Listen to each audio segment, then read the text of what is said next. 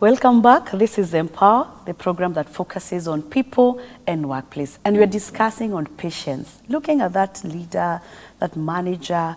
As you work with people, how far can you go in patience? How do you practice patience as you interact with others, and even as you do your job? Pastor, we said it is intentional. Yes. But I want us to ask ourselves a question. I'm a leader, and I'm really doing my best. Yes.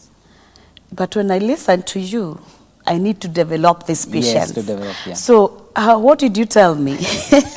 Yeah, so I think as my experience from all I've gone through, based on my personality, you know, a nice person, initially was hard making tough decisions. Yeah. But as I went through the process, I learned how to make tough decisions, tough conversations with people, have people leave the company, separate and all that. Because as a leader, that's what you have to do.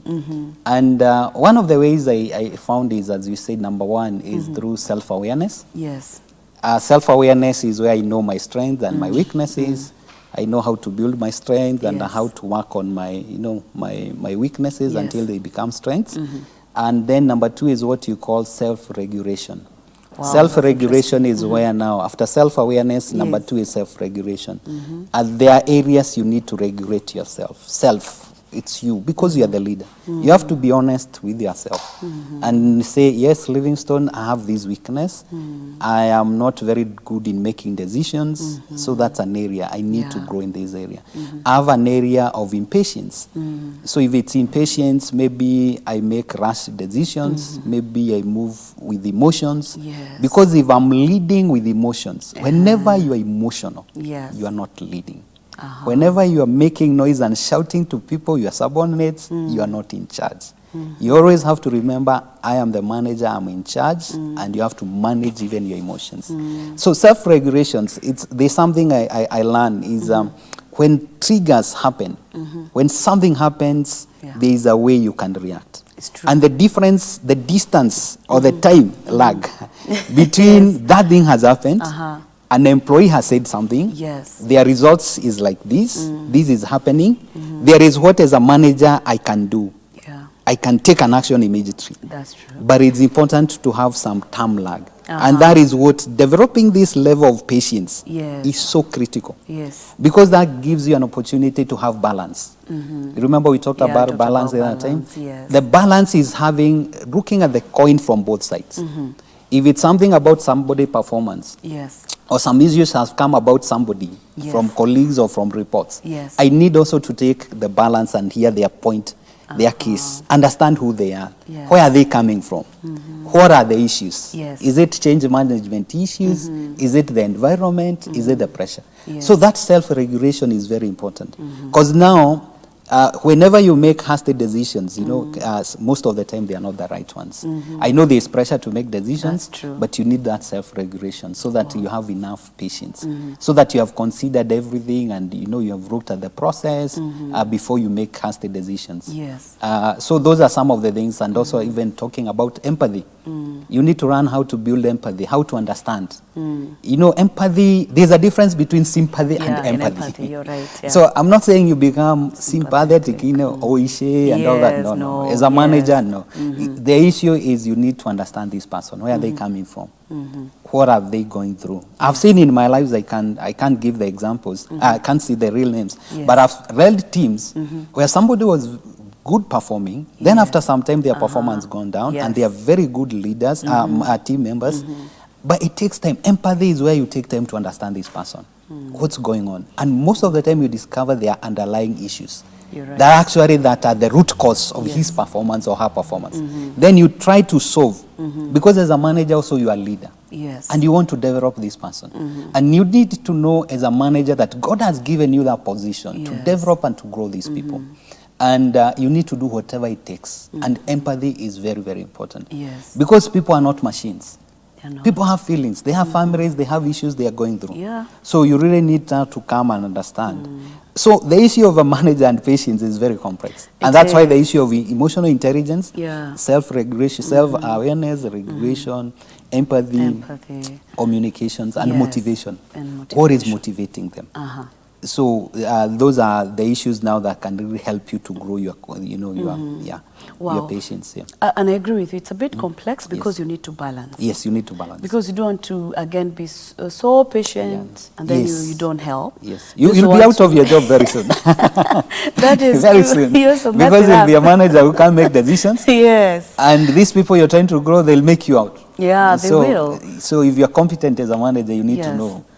Where, up to where? Yes, you know, up to where. I need to know this is where I can go. Yes. Even if, and I think that is where even in organizations, when you come to issues of performance, for example, you realize someone has not been performing well, and you have to have discussions with them, get to understand the issues, and also agree on timelines. Like, okay, for now, these 1, 2, 3 areas you're not doing well. So what you're going to do, you're going to agree. Within the next 3 months, we expect you to do this. If you don't, then I think kazi imekushinda. That's true. And I think that is something that calls for patience, but up to the up right to level. Otherwise, you mess it up. Yeah, true. And also, if I realize you're just a very good, you don't mind much, even me as an employee can take advantage of you. And they do. So and you'll be a weak manager. You'll be a weak leader because you are there for the interest of the organization, the shareholders or the directors, and performance is key. And that's why now, even as Christians, one of the things is as Christians, wherever we are, we need to execute with excellence. We need to be the best in the workplace so that we don't take advantages. There is a story I heard of somebody who was a manager, and one of the employees used to come and praise God and they share, and then it brings and he signs because he's a brother, not looking at the processes and everything, and it was fraud. So that is bad. We need to separate. Yes, we are Christians, we are born again, but this is our workplace. It's true. I'm here to deliver the objectives of the organization. I'm here to develop and to grow you.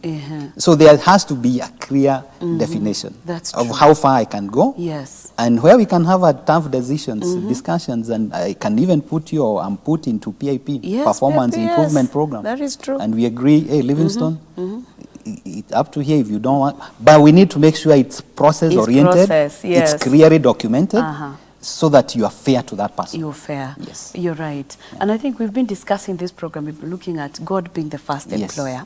And we ask ourselves then, we need to do it right. And whether I'm an employee, I'm a manager or team leader, I need to do it right. And so I also look at it, it's good to be fair to the employer. And so as a manager, I need to ensure that the employee does their best. And if, again, I realize the employer is just losing, I'm supposed to be a faithful person, faithful steward. That's very true. So I need to make a decision that matters there. So that is good. Maybe ask you a personal question, Pastor.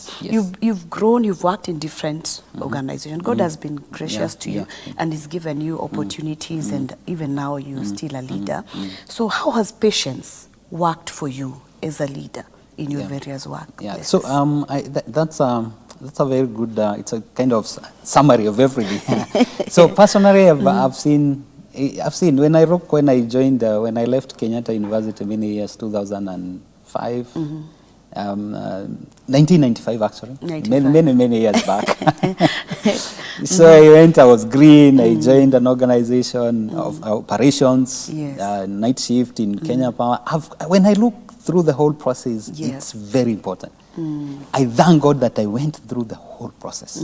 I can see I became, from every level I grew. Some capacities, some competencies, some people relationships. Further away from the computer room, became a systems analyst. Went Kenya Airways, became a business analyst. I was patient, I was diligent, I was honest, and I honored my bosses, And what I can see over time, patience pays. Because along the journey, God positions you and puts you in a place. And that's one thing I believe with all my heart. Wherever you are, the boss and the people and the environment, God has put you there. Because the Bible tells us, before we were born, He ordained our days. He wrote them. He knows. It's a journey He has taken us. So I can see when I went there, the growing, my career opened other doors that I never knew. And also I can remember Proverbs 18, I think 18:16. It says your gifts will open doors for you and put you to a position of people of influence. Because you need to grow. That is opportunities.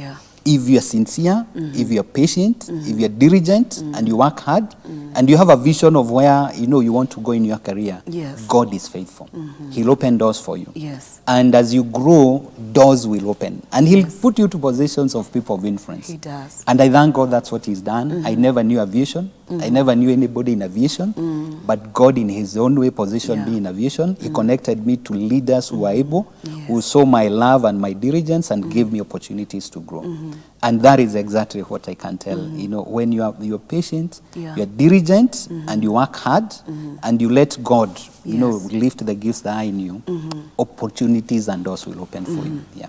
But are there situations that, or some circumstances that sometimes have tested your patience, especially being a leader and dealing with people? Would you say that maybe sometimes your patience has been tested? Yes, sincerely. I can't say the actual. Yeah, you don't need to say the actual, yes. There are, there's a place, I think, when I now moved to management, that was my most trying time. I tried everything possible to build the team together and to bring it. But unfortunately, there are some people I don't know the grace. I can't say what. Yes. So it reached a place, and I was my personality, and that was also a lesson for me. Yes. Because now I knew the decision I was to make, have those tough conversations, and make a decision as a manager. Yeah. But I delayed because I didn't. It was so hard for me. Yeah. To let somebody go and all that. But it reached a place, and my boss called me one day and told me, you know what? Who is in charge? I'll never forget that conversation. He told me, Livingstone, who is in charge? Yes. Said, I am. What's your role? I am the manager in this and so and so. So if you are in charge, I give you 2 days to make a decision. Wow. It's either you go, they go. Yes, or they go. Yeah. So I had tried all I could, and unfortunately, that's the reality. Yes. It reaches a place there has to be separation, because an organization is not a charity. It's the objectives that have to be met. Yes, it's true. Yes. Wow, amazing. And you remind me something sometimes before we close. I remember one time I also got feedback from one of my bosses, and he told me, Beatrice, you have to be more aggressive. I think you're very nice to people. That time I'm putting my firmness, I'm even telling people, you know what, you have to go. But I'm doing it in a cool way. Yes. And he felt that you're too soft. Too nice. You're too soft. You need to be more aggressive. Yes. So I thought about it. Maybe there's something he's saying. Yes. And I have to to act differently. That's very true. And I think that is very good. Yes. So maybe as before we end up the program, Pastor, what are your last words, especially to managers in terms of patience, in a brief way as we close the program? Yeah. So one of I think my conclusions is as a manager, we should always, or in position of leadership, should always take it's a God ordained position of of responsibility, of stewardship. Yes. That God has given you their resources, and one of the key resources is people issues, and managing people is not easy. It's complex. It is. Because you're dealing with them and their families and the issues and the baggage they carry and the issues they are going through in life. Yeah. And you're supposed to use your skills to bring the best and to grow them. Yes. And it needs to grow patience. And one of my areas, I think, as I mentioned, is growing our emotional intelligence. Yes. We need to be self-aware of who we are, how we react, how we manage issues under pressure, and then understand the people we are. Wow. And then manage them. Position them in the right places. Yes. If employee X is not performing well in this area, is there another area maybe you can perform? And also have honest discussions with people. Let us not surprise them that they are not performing at the end of the year. Let the discussion start all the way, well structured, so that you give them an opportunity to change or to improve. Wow. Yeah. Amazing. So that patience, our patience is well calculated and integrated into the process. Yeah. Wow. Yeah. Thank you so much, Pastor. Thank you so sure much. We've learned from the last 2 nice programs. Having you here. Thank you so much. Yeah. God bless you. Thank you so much. So thank you so much for being part of the 2 programs. We've been looking at patience, and I believe that God is working in us to make us the people He wants us to be. My desire is to be patient and do things the right way as God desires. God is also very patient with us. Even when people are running away from Him, He's still patient with us, reaching out to them so that they can come and believe in Him. This has been Empower. My name is Beatrice Chuchu. God bless you. See you next week. Thank you.